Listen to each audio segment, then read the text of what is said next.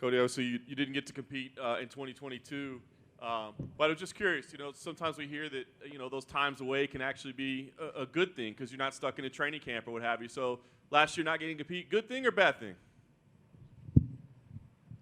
Sometimes you can look at it in a negative, but there's a lot of things that I corrected and had to change in my life and career. First and foremost, moved out here to Las Vegas, so I'm been here for a year, and it was a huge adjustment period when I first moved out here. Coaches and teammates, and finding that, for me, I do well with structure and routine. So I was out of that for a bit. So I truly believe that everything happens for a reason. There's a reason why those fights didn't prosper, and just very excited for the camp that I had and to be here for Fight Week, to be speaking in front of you guys, and just to be honest with you, I'm very excited to go make weights Friday and showcase my skills on Saturday. Nice. As you say, you come back on a huge card, T-Mobile Arena, right, ESPN. I mean, at this point in your career, the competition is what matters, getting in there, right? But does that extra stuff, add to it at this point in your career? There was a time in my career that I could care less about any of that, and, those feelings are back, so it's excitement. I thought I dealt a lot with that being anxiety, the feeling of excitement, but it's just excitement. I've learned to cope with those feelings of, thinking it's anxiety. It's actually excitement. So I'm just excited, go back to, the beginning of it all. It's been an amazing journey. I was able to debut on Jon Jones' card against DC and, look at the trajectory of our careers, where it's at, became a world champion. He's here now going to, get another notch in his belt at heavyweight. So it's great, man. It's just I'm thankful to be here. I'm thankful for the camp that I had, the teammates, the coaches. It's been a long 16 months, but a lot of good has came from the change. I miss my guys at Team Alpha Male. Those are my brothers. It was super hard to leave family like that, but I have a son, and he comes first. So, and I'll always be. Nice. Dealing with a late replacement opponent, I guess, given how long you've been away, did it matter to you at all? Did you care? Did you discuss it? Or were you just whatever? I realized that the UFC released that he was stepping in on short notice. This we took the fight 5 weeks ago, so it's not a short notice fight for me is a couple of days, 2 weeks tops. So if you can't get ready for a fight and you're in the UFC roster in 5 weeks, you don't need to be on the roster. So, I'm excited for this opponent because I was training for a southpaw, and I didn't think they'd find me a southpaw opponent. That's why I chose Trevin. I, was training for a southpaw the whole time, so not switch it up. I had a few other names in the hats. A couple guys called me out. Respect to them. Trying to get their jump to it. I'm just focused and motivated on what I have to do. And like I said, I had a great training camp. I brought in Dewey Cooper. Phenomenal coach, just mentor. His energy is second to none. And Chase Pammy, world-class wrestler at the highest level on the U.S. team, all over the world. And we've just been grinding. I might have been out for 16 months, but really the last 8 months has been nonstop. Just work and training and developing the skills with the new coaches and teammates. And I worked a lot with Micah. He's the therapist at the UFC PI, and it's been great. I think that speaking about going and having a therapist or a sports therapist, I've always come to fight mentally, physically. Physically always, but working on the mental side, and just getting back to it. So I'm just excited, man. I just have these feelings. It's been so long that I've been in this position where I'd speak in front of you and it'd be kind of just going through the motions. But, I'm honestly sitting here saying this is the best I've felt in years. My life is great. I'm excited. I'm just excited to go out there and showcase the skills on Saturday. And, I'm a former world champion. So I have that going on, and I'm looking to rebound from the skid that I've been on. I understand that, there's ups and downs in life, but just keeping the balance, and that's what I've been doing over the last, year or over. I just need some momentum. Take momentum in this life and this career. You saw what momentum did in 2016. Went from unranked to world champion, and that's all it takes is one fight at a time, and it's a snowball effect, and I'll make it back to the top. Nice. Last thing for me. I guess given that, right, like it sounds like you're in a really good place mentally and physically, and like you've been a world champion before. I mean, I know every fighter wants to win every fight, but like, is there any added importance on the result of this fight, or is it more about just going in there and, you know, knowing that you were at 100%, knowing that you did your best? Yeah, you said it correctly. It's what happens on Saturday night. It's already, you know, it's out there. You know, it's already going to happen. The work's done. It's what is going to happen is going to happen. I truly believe, I'm very confident wherever this fight takes place, you know, inside that 15 minutes, I'll get the job done. But I know, you know, in the preparation leading up to this fight, I did everything that I needed to do and then some. You know, I worked on things I never worked on in my entire life. And I just feel good as a human, as an athlete, as a fighter, to go and showcase, you know, heart, courage, determination, and the persistence of just going out there and getting this win. Cody, over here. You obviously said like you weren't able to compete last year, but you did have fights booked. It was a lot of like start and stop. And in the past, we've heard fighters that after a while, it just feels like one long fight camp, and they can just get burnt out after a while. Did you feel any of that with all the starting and stopping of these fight camps? You know, that's a great question. I feel like a lot of fighters, you know, it would break in this, having to go through. I went through 3 fight camps that didn't happen, you know, and a lot of them were literally 2 weeks before the fight, so really on the turn down of the camp. So I put all the hard work in, and it didn't come to fruition. You didn't get paid. You didn't, you know. I ended up having some procedures. I had no surgery, you know. So, but for me, it was the you know, even in those dark times like that, I can't wait to get back in there. I know that's how my love and passion is through the roof of this sport, you know. And so many times in the past, I've not had that. You've been numb walking to the arena. You have 20,000 fans going crazy to fight, and you just have no feeling of numbness. But you know, now I have the feeling of excitement, and I'm just excited to be in there, get in there and fight. I've worked so hard. I've honed my skills, you know, mentally and physically. So I'm just excited to go in there. You know, 3 fight camps. I'm finally going to go in there and showcase all the hard work me and my coaches and everyone that's helped me, you know, through the transition period of my life has done. And the last time we saw you compete was obviously at flyweight, and I know even leading up to that, you said, you know, I feel good, like the weight cut is easy and stuff. But now, more than a year later, how difficult was that weight cut? Let me be honest with you, with that fight, I felt good in the sense of the weight cut went good. You know what I mean? But outside of that, my life was in shambles. You know what I mean? I wasn't good. I wasn't in a good place. I wasn't happy. You know, I went through the motions. You know, camp was good. I had a bunch of injuries going into the fight.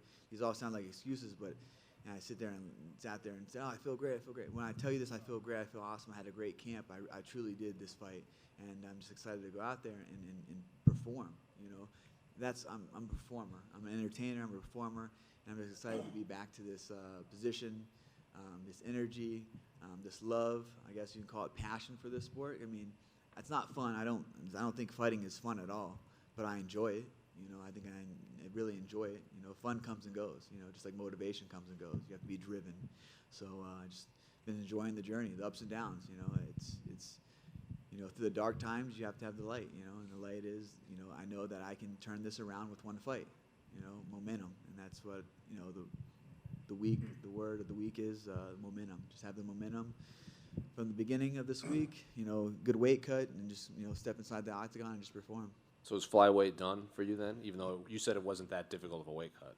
The weight cut was amazing. Dr. Capo is one of the best in the world. I mean, I've never made 125 since I was 15 years old. And so we worked super hard at it. You know, I felt like I let him down in the performance, you know what I mean? But my mind wasn't there. Honestly, I was walking to the octagon just numb, not like, fuck, I got to go fight now. Like, man, not because the weight cut. The weight cut felt good. I could do the weight cut 10 times over. I felt good at 25. I just telling you, my life was not where it needed to be at, you know what I mean? So, you know, I was in limbo stage with a lot of it, you know, and moving out here and, you know, just changing things that I needed to change, you know, we have a career, you know. Ended up getting divorced, you know, before my fight, selling the house the week of my fight. I have a son that's, you know, was 3 years old, 4 years old at the time. You know, I come from a split family. I didn't want that, but, you know, we had to put our career on, you know, for life. You know, I had to do some life changes, you know, thankfully, me and my ex-wife are, great co-parents, doing amazing. Kai is just so blessed. He turns 5 next week. I'm so thankful for him and what he's brought into my life. And, sometimes you just go separate ways, but I had a lot going on in my personal life. I think a lot of people don't understand or, that we're still humans at the end of the day. We still battle with things that regular humans do. We just have skills that put us I guess some people put us on a pedestal, but at the same day, we tie our shoes the same way and deal with the same personal stress and things that go on in life. It was finally to be able to handle that and move forward. And, she's happy and I'm happy and our kid's flourishing. And, I feel like, my life is, set on what I needed to do. And that's focus on my career, focus on being a father and being present for my son and providing for him. And last one for me, I'd be remiss, I have to ask, what do you make of TJ Dillashaw retiring after his last fight? Oh, I think he did the Conor McGregor USADA retirement, you know what I mean? But, yeah, I mean, I get this question a lot about TJ, this and that, but, I mean, it is what it is. I think karma gets us all, you know what I mean? If you're a bad person, karma's going to find you. And that's all I really have to say about that. I think you look like shit his last fight, truthfully, but when you abuse your body like that and take all those stuff and you get off of it, there's consequences, and I think you saw that. So, yeah, hopefully, whatever he does, if he stay retired, hope he's found peace and happiness, and good for him. I'm excited for what I do on Saturday night, and, the comeback. Cody over here. Speaking of retirements, Jose Aldo also retired. Any disappointment that you're never going to get to fight him? That was always a fight. Jose is just a great competitor. Just amazing fighter. That would have been great. He's a phenomenal fighter. But he's doing well in boxing. He's getting ready to fight Jeremy Stephens in May. So that's exciting. He might fight Mayweather. Mayweather. Okay, cool, awesome. That's great. I think that's a good fight for Mayweather. Jose Aldo has great boxing. He's phenomenal. So, yeah, you come to a point in your time that this MMA is rough on your body, So for them just to focus on one martial arts and boxing, it's not saying it's a lot easier, but it's not a lot as demanding on your body. You have to wrestle, you have to jiu-jitsu, you have to kickbox, you have to spar. Boxing, you run, you spar, you hit pads. Not saying it's not hard. It is. It's a martial arts, but martial arts is the hardest sport to do and stay healthy. Obviously, the focus is on Saturday, but past Saturday, is there any interest in rematching Dominic Cruz at some point? I like Dominic. But yeah, this fight on Saturday obviously is my focus. I fought Dom at his peak, and we had I was 25 years old. I was 25 years old and had a great performance against him, and we'll see what the matchmakers want to do. I have personally no beef against Dom, but yeah, Saturday is my focus on the guy that I'm fighting. We'll kind of just go from there. And last one for me, you mentioned Team Alpha Male. How cool is it seeing Mike Malott get another win last week? He's been killing it in the welterweight division. I'm super happy for Mike. Baxter on Mike. We both came out to Alpha Male at the same time, and he was fighting 145. I remember sparring this dude. I'm like, this guy's massive. He's strong. He's big. He's skilled. And we got his name because he was proper the way he spoke, and he was coming from Canada, so we gave him proper Mike Malott. Just a great guy. Honestly, such a good human. I'm so happy for his success, and I just knew that he took some time off. He took like 4 years off. He actually helped me out. He cornered me. He would coach me for a few of my UFC fights, and actually it was one of the fights, I think the Kai fight, maybe before, that he decided that he was coming back to fighting. I was like, hey man, I can't take that from you. This is your years. Go get it. So found a new coach, but I'm thankful for the time that he gave me. The skills, and we had a great time. We had a good fight with Rafael Sunsao. He trained me basically the whole time for that. But like I said, I'm just super excited for him. He had a great performance. I just spoke to him last week. That was a flawless performance, and that kid is good everywhere. He can wrestle, he can grapple, he can strike, and he's just. I think that he's going to be a very dangerous person in that welterweight division. Hey, Cody. I just wanted to know what went into the mindset of moving to Vegas. You've cross-trained at a bunch of really big gyms, really popular gyms. What went into the decision to move to Vegas and kind of go with Dewey and go with Extreme Couture? What was the mindset? Why did I leave Sacramento? Yeah, just like why choose Vegas? Well, so my ex-wife is from Vegas, so we agreed to move here, split custody of our son. There's nothing for her in Sacramento. Our family, friends are here, and I can't be selfish to keep her there, and I damn sure couldn't be far from my son. So, it made it work, but it was tough. It was a tough transition for me, but I'm grateful for Dewey Cooper, Chase Pamming, Eric, Geoff. All these guys helped me out in the beginning to help out. But I'm a creature of habit. I do really well in structure and routine. So, like I said, there's a reason why probably 16 months was out and those fights didn't happen. But I truly believe I have the best camp that I had in my entire career. I truly believe I'm the most well-rounded martial artist that will grace this octagon on Saturday. And you talked about fighters being human. How do you drown out all of the doubt and the fans and analysts saying that you're done, you don't have a chin anymore, how do you drown that out? Yeah, for me, honestly, it's always been like that. I've had doubt my whole entire life. You know what I mean? Since I was born into nothing. Dirt.